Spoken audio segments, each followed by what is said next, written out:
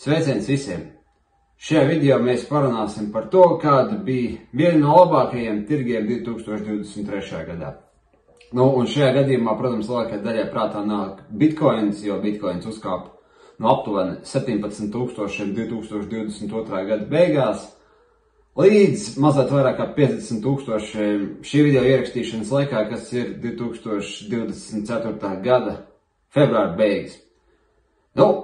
Tas ir mazliet vairāk kā trīskāršs ienesīgums, kas, protams, ir diezgan respektabli. Fakti ir fakti. No 17,5 tūkstošiem uzkāp līdz 50,000 mazliet vairāk nekā gadā. Tas ir labs rezultāts. Bet vai tas ir labākais aktīvs, kur bija ieguldīt un kā tu īsti nomērīt, tas ir pavisam cits stāsts. Jo redziet, te tāda viena nianse. Daudz cilvēku fano par kriptovalūtām. Tas nav nekāds noslēpums un tā ir katra izvēle. Es tur neko nevaru īsti iebilst.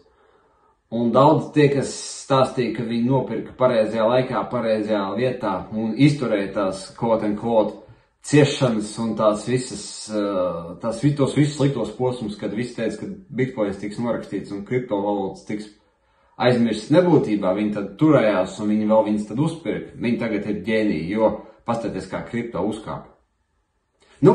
Tā tīri objektīvi skatoties, viņiem šobrīd iznāca taisnība, jo bitcoins uzkāpa un viņi nopelnīja naudu. Šis ir tas arī fakts, ar ko es nekādu nevarētu argumentēt. Un tiešām, ja kāds ticēja bitcoinam un ticēja kriptovalūtām, kad sabruka FTX birža un visi teica, ka kripto būs norakstīts, viņi kaut kādā ziņā var baudīt savus augļus. Vienīgais jāstāsta, cik viņiem tā ticība būs pa nākotni, bet tas atkal nav man daļa un tas jau ir pavisam cits stāsts. Jebkurā gadījumā. Tie, kas tam ticēja, tie tagad var justies kaut kādā ziņā atviegloti. Bet šeit ir viens bet. Tas nebūtu no vienīgais aktīvs, kas uzrādīja ievērojamu kāpumu. Un izmantojot šos pašus argumentus, īstenībā bija daudz labākas vietas, kur ieguldīt.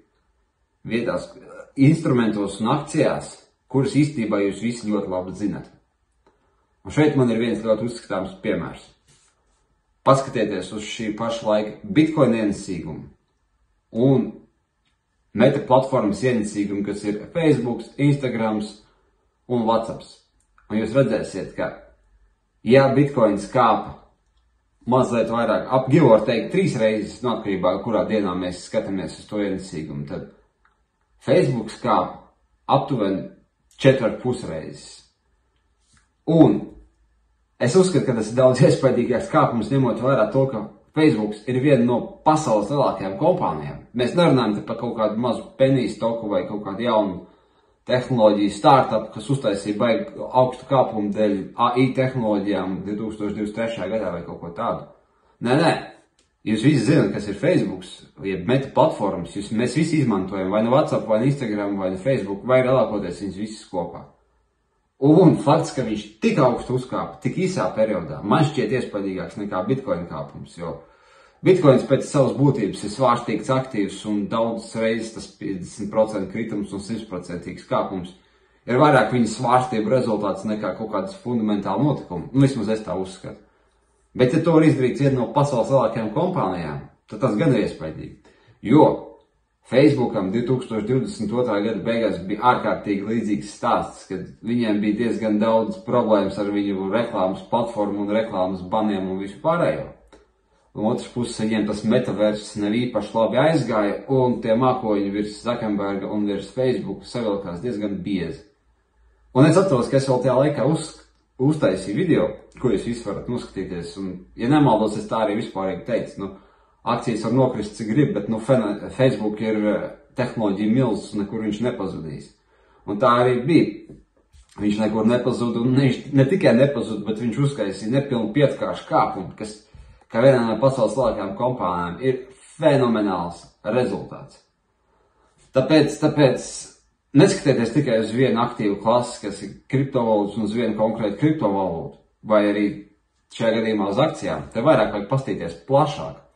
Un te es gribu pateikt to, ka vienmēr būs iespējas un vienmēr būs akcijas vai kaut kādas aktīvu klases, kas kaut kādā brīdī uzkāps. Kur vēl viens cits piemērs. Kakao cenas arī ir sasniegušas rekordu, bet jūs par to neko nezināt, tāpēc, ka jūs par to neinteresējaties. Bet ja kāds saprot, kā strādā future un opciju tirgi, viņš īstenībā varbūt būtu nopelnījis vairāk ar kakao cenām nekā uz Facebook vai Bitcoin, attiecīgi akcijām vai uz to pašu coinu. Tā kā šeit viss ir tādā kontekstā un perspektīvā, kurā tirgu jūs skatāties un ko jūs darat, jo iespējas ir vienmēr. Un pat ja kaut kas nekāpja, es jums pretēji varu pateikt. Ja ir kaut kas nokritis pa 80–90%, 2022. gadā tās varēja būt tās pašas kriptovalūtas un tas pats Facebooks. Tie, kam ir stratēģijas, kas liek uz nevis kāpumu, bet uz kritumu, varētu pateikt tieši to pašu frāzi, ko es saku tagad, kad viņa stratēģija bija īstajā laikā un īstajā vietā, un ja tur, teiksim, lielās kompānijas krita pa 70%, viņi nopelnīja nereāli uz tā kritumu. Tā kā, ja ir pietiekoši plašs vēriens un skats uz finanšu tirgiem, iespējas ir vienmēr. Bet kur ir tā problēma? Es jums pateikšu vienu baigo noslēpumu, kā mēs sev apmurķojam finanšu tirgos. Mēs redzam tikai uzvarētājus. Ja mēs redzam tagad kādus darboņus, kas teiks, ka viņi bija ticējuši kripto un viņi domā, ka kripto ir nākotne, tāpēc, ka viņi nopirka pašā sliktākajā posmā, mēs redzam to viņus tikai tāpēc, ka viņiem izrādījās taisnība vienā brīdī.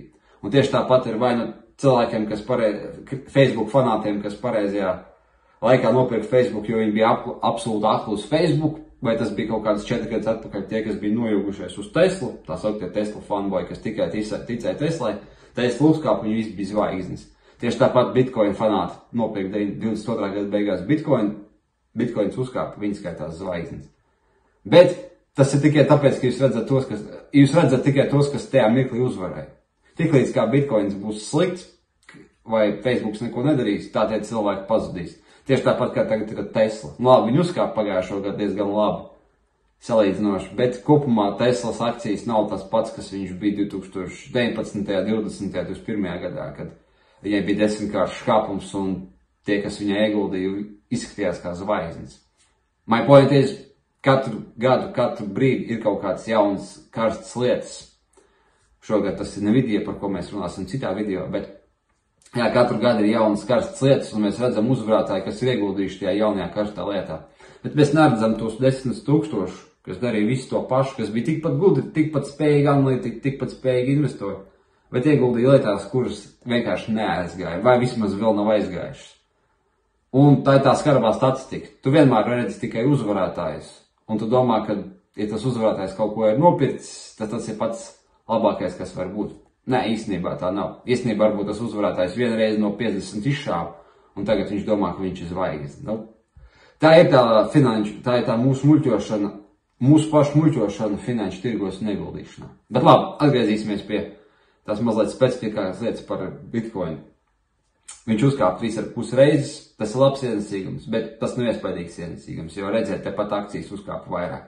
Un ja mēs pastamies vēsturiski, īstenībā kopš 2018. gada, Bitcoins nemaz nav bijis labāks nekā daudz citas akcijas, kas ir lielā kompānija akcijas, kas ir zināms visiem, kas tādā ziņā varētu tikt uzskatīts par nosacīt drošiem ieguldījumiem, ja salīdzina ar kaut kādiem startupiem. Un kāpēc tas tā ir? Redzēt, tāpēc, ka Bitcoins jau izdarīs lielāko daļu savu kāpumu. Un cerēt uz to, ka viņš uztaisīs vēl kaut kādas brīnums, tā kā tas bija no kaut kā 2012. līdz 2018. gadam. Tas pie esošās cenas var diezgan droši nenotikt. Protams, ka fanāti teiks, ka tas tā būs, un tie, kas tam netic, teiks, ka tā nebūs, un katrs varēs izvilkt pilnīgi jebkādas argumentus, stāstīs par to, ka finanšu sistēma ir neefektīva, paskatieties, kāds ir white papers, ka viņam ir ierobežotas supplies, un ka viņu vairāk nevar izražot, tāpēc, ja visiem viņu vajadzēs, viņiem būs jākāp miljonus un viss pārējais ir. Ko es te varu komentēt? Vienīgais, kā to var nomērīt, un kā to varēs nomērīt, ir tajā, vai kopējā sabiedrība tur ieguldīs. Vai tas ir caur ETF-iem, vai tas ir tiešā veidā, es nezinu, bet, nav cik lineāli, kā to nomērīt, kā tas, vai visi pasauli to izmantos vai neizmantos. Un viss. Bet es no šādiem spriedumiem parasti atsakos, es tikai saku to, ka jūs redzēt labu piemēru, ka cilvēki, kas nopirka īstajā laikā, īstajā vietā, nopelnīja 3-kāršu ienesīgumu, bet tepat aiz stūra visiem bija Facebooks, ko visi izmanto, kas īstenībā bija daudz labāks ieguldījums nekā Bitcoins.